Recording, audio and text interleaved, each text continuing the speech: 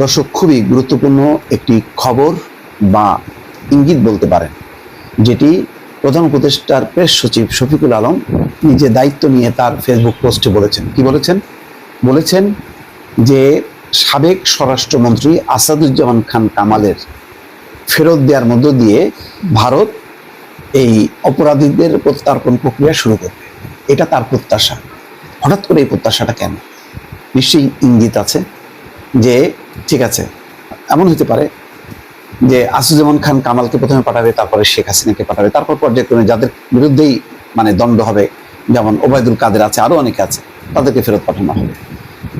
আরেকটা হতে পারে যে ভারত হয়তো নেগোসিয়েশন করেছে বাংলাদেশের সাথে যে ঠিক আছে, শেখ হাসিনা থাকুক, এটার সাথে যেহেতু ভারতের একটা আবেগ ভালোবাসা সম্পর্ক আছে সেই 1971 সাল থেকে, সুতরাং এটাকে বাদ দাও, এটা চুপচাপ থাকবে, বাকি যারা তাদেরকে নিয়ে যাও।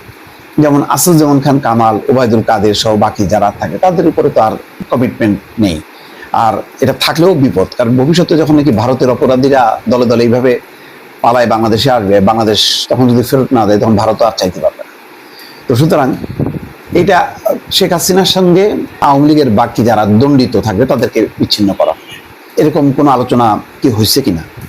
কারণ আমরা জানতে পারতাম যদি খলিলুর রহমান যদি মুখ খুলতেন কি আলোচনা হলো অজিত দোভালের সাথে, সেটা যদি খোলাসা করতেন তাহলে বোঝা যেত। কারণ এটার একটা ফয়সলা হইতে হবে, কারণ এটা ফয়সলা না হলে যেটা হবে, ভারত বেকায়দায় থাকবে, বাংলাদেশও বেকায়দায় থাকবে, দুই দেশই বেকায়দায় থাকবে।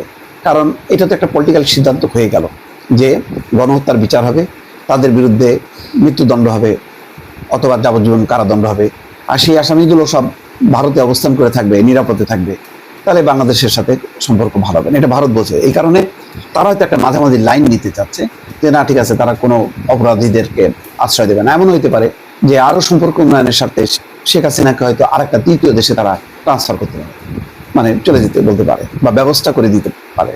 কিন্তু বাকিদের বেলায় তারা ওই প্রত্যর্পণ যে চুক্তি আছে সেই চুক্তিটাকে সমুন্নত রাখতে চায়। এটা ভারতও আবার তার নিজের স্বার্থে, কারণ ভারতের বিচ্ছিন্নতাবাদী অনেক অপরাধী বাংলাদেশে অনুপ চেটিয়ার মতন তারা যদি বাংলাদেশে আশ্রয় নিতে থাকে তাহলে তারাও কিন্তু বেকার পড়বে। ফলে এটা দুই পক্ষের স্বার্থের কারণে এটা করবে।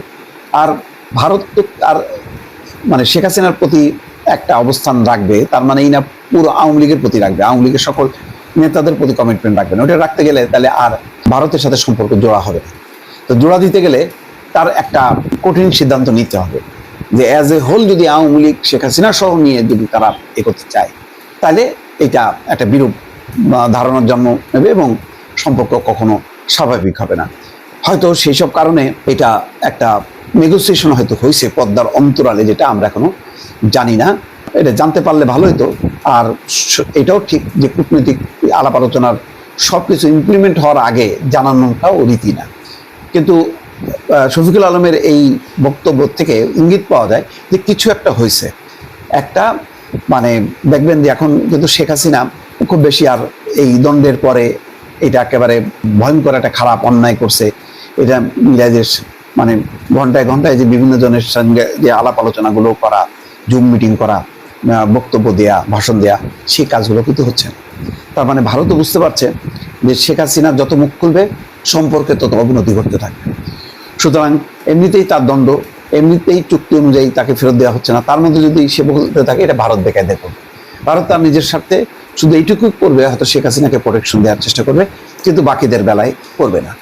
তো এইটা হলে যেটা হবে, ভারতে অবস্থান করা আওয়ামী লীগের নেতাকর্মীদের মধ্যে একটা আতঙ্ক ছড়ায় যাবে। তখন তারা মনে করবে যে ভারতও তাদের জন্য নিরাপদ না। তখন ভারত থেকে তারা অন্য দেশে পালানোর চেষ্টা করবে। হয়তো তেমন একটা পরিস্থিতি তৈরি হচ্ছে, দর্শক আমরা নিশ্চয়ই জানতে পারবো।